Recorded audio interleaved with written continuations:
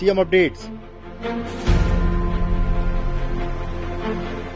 Police स्मृति दिवस के अवसर पर रायपुर के राजीव स्मृति वन में सीएम साय ने राज्यपाल श्री रमेन डेका जी के साथ अमर जवानों को दी श्रद्धांजलि।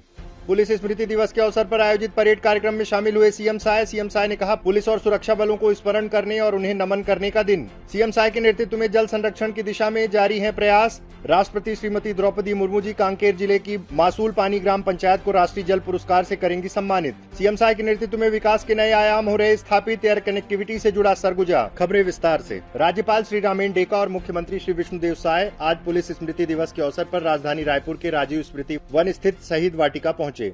उन्होंने यहां अमर जवान स्तंभ में शहीदों को श्रद्धांजलि दी। इस दौरान राज्यपाल और मुख्यमंत्री ने शहीदों के नामों की पट्टिका पर श्रद्धा सुमन अर्पित किए। इस अवसर पर पुलिस महानिदेशक श्री अशोक जुनेजा सहित वरिष्ठ पुलिस अधिकारी गण मौजूद रहे।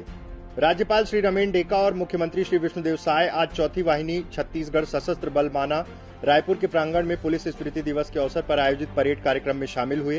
राज्यपाल और मुख्यमंत्री ने सभी प्रदेशवासियों की ओर से पुलिस के शहीद वीर जवानों को नमन करते हुए शहीद स्मारक में पुष्पचक्र अर्पित कर उन्हें भावभीनी श्रद्धांजलि दी। राज्यपाल और मुख्यमंत्री ने शहीद पुलिस अधिकारियों एवं जवानों के परिजनों से मुलाकात कर अपनी संवेदना व्यक्त की और उनके साथ सदैव खड़े रहने का विश्वास दिलाया और उन्हें शॉल, श्रीफल व स्मृति चिन्ह भेंट किए।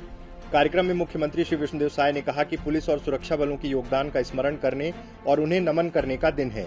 यह पुलिस और सुरक्षा बलों की महान परंपराओं को आगे बढ़ाते रहने का संकल्प लेने का भी दिन है। 21 अक्टूबर 1959 का वह दिन है जब भारत तिब्बत सीमा पर लद्दाख में तैनात केंद्रीय रिजर्व पुलिस बल की 3री बटालियन के मात्र 21 जवानों ने एक बहुत बड़े चीनी दस्ते का अदम्य साहस और पराक्रम के साथ मुकाबला किया था।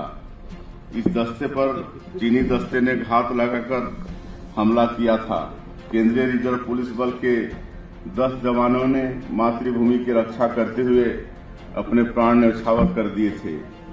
इस तरह यह स्मृति दिवस पुलिस और सुरक्षा बलों के योगदान का स्मरण करने और उन्हें नमन करने का दिन भी है।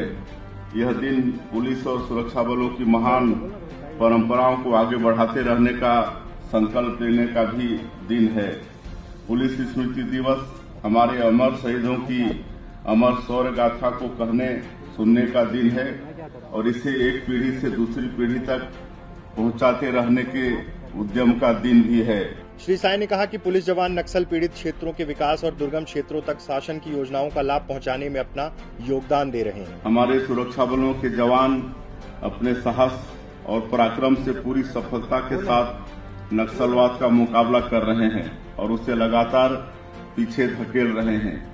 इसके साथ साथ हमारे जवान नक्सल पीड़ित क्षेत्रों के विकास और दुर्गम क्षेत्रों तक शासन की योजनाओं कार्यक्रमों का लाभ पहुंचाने में अपना योगदान दे रहे हैं।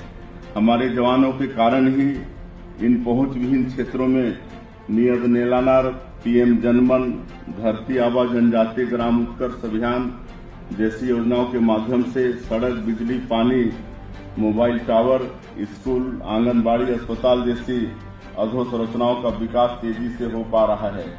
इस अवसर पर पुलिस महानिदेशक श्री अशोक जुनेजा, अपर मुख्य सचिव श्री मनोज पिंगुआ, श्री अरुण देव गौतम, महानिदेशक होमगार्ड, नागरिक सुरक्षा एवं फायर ब्रिगेड सेवा श्री हिमांशु गुप्ता, महानिदेशक जेल एवं सुधारात्मक सेवाएं एवं पुलिस के वरिष्ठ अधिकारी, पुलिसकर्मी व शहीद जवानों के परिजन उपस्थित रहे।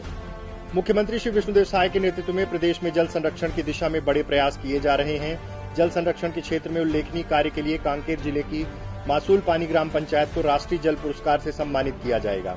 राष्ट्रपति श्रीमती द्रौपदी मुर्मू 22 अक्टूबर को विज्ञान भवन नई दिल्ली में आयोजित कार्यक्रम में 5वें राष्ट्रीय जल पुरस्कार के अंतर्गत कांकेर के नरहरपुर विकासखंड की ग्राम पंचायत मासूल पानी को श्रेष्ठ पंचायत श्रेणी में द्वितीय स्थान के लिए सम्मानित करेंगी। गौरतलब है कि केंद्रीय जल शक्ति मंत्रालय द्वारा 5वें राष्ट्रीय जल पुरस्कारों के विजेताओं की घोषणा की गई थी, जिसमें कांकेर जिले की मासूल पानी पंचायत का नाम शामिल है। कांकेर जिले की ग्राम पंचायत मासूल पानी में 90% आबादी अनुसूचित जनजाति की है। जल संरक्षण के क्षेत्र में मासूल पानी पंचायत ने उल्लेखनीय कार्य किया है। इस ग्राम पंचायत में 161 जल शेड संरचनाएं बनाई गई हैं, जिनमें 99 फार्म तालाब शामिल हैं। इसके अलावा पंचायत द्वारा ब्रशवुड, सामुदायिक तालाब, डिसिल्टिंग, कुएं, भूमिगत बांध सहित अन्य संरचनाओं का निर्माण किया गया है। इसके चलते लोगों ने सिंचाई के लिए सतही जल का उपयोग करना शुरू कर दिया है। जल संरक्षण और इसके समुचित उपयोग की दिशा में इस नवाचार के लिए जिले की मासूल पानी ग्राम पंचायत को राष्ट्रीय स्तर पर श्रेष्ठ पंचायतों की श्रेणी में दूसरा स्थान मिला है। मुख्यमंत्री श्री विष्णुदेव साय के नेतृत्व में प्रदेश विकास के नए आयाम स्थापित कर रहा है। सड़क मार्ग, रेल मार्ग के विस्तार के साथ ही एयर कनेक्टिविटी को बढ़ाने के लिए केंद्र और राज्य मिलकर तेजी से काम कर रहे हैं और इसके परिणाम जनता के सामने हैं। प्रदेश में मां महामाया एयरपोर्ट दरिमा ऊंची उड़ान के लिए तैयार हो गया है। इसके साथ ही हवाई नक्शे से अंबिकापुर जुड़ गया है। प्रधानमंत्री श्री नरेंद्र मोदी जी ने कल मां महामाया एयरपोर्ट दरिमा अंबिकापुर का वाराणसी से रिमोट दबाकर वर्चुअल शुभारंभ किया। इस अवसर पर एयरपोर्ट स्थल से सांकेतिक रूप से 19 सीटर विमान ने रायपुर के लिए उड़ान भरी। एयरपोर्ट लोकार्पण कार्यक्रम में मुख्यमंत्री श्री विष्णुदेव साय ने उपस्थित जनों को संबोधित करते हुए कहा कि क्षेत्रवासियों का वर्षों का सपना अब साकार हुआ है। प्रधानमंत्री ने कहा था कि देश में हवाई चप्पल पहनने वाला भी हवाई जहाज का सफर करेगा। यह सपना साकार हो रहा है। हवाई सेवा के नक्शे में अंबिकापुर को शामिल करने के लिए उन्होंने प्रधानमंत्री श्री नरेंद्र मोदी जी को धन्यवाद दिया है। उन्होंने कहा, आम जन के हवाई जहाज के सफर करने का सपना साकार हुआ है, जिससे उनका आर्थिक दर्जा भी बढ़ेगा। मां महामाया एयरपोर्ट न केवल राज्य की राजधानी को बल्कि अन्य राज्य को जोड़ने का कार्य भी करेगा। सरगुजा अंचल का एयर कनेक्टिविटी से जुड़ने से स्वास्थ्य, शिक्षा, व्यवसाय, पर्यटन को बढ़ावा मिलेगा। नए अवसर तैयार होंगे।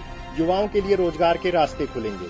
अंबिकापुर के दरिमा स्थित मां महामाया एयरपोर्ट में एयर स्ट्रिप का उन्नयन भारत सरकार की रीजनल कनेक्टिविटी स्कीम के अंतर्गत किया गया है।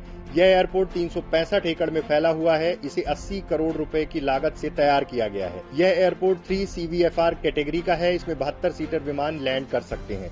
टर्मिनल बिल्डिंग का विस्तार सालाना 5 लाख यात्रियों की अनुमानित क्षमता के अनुसार किया गया है।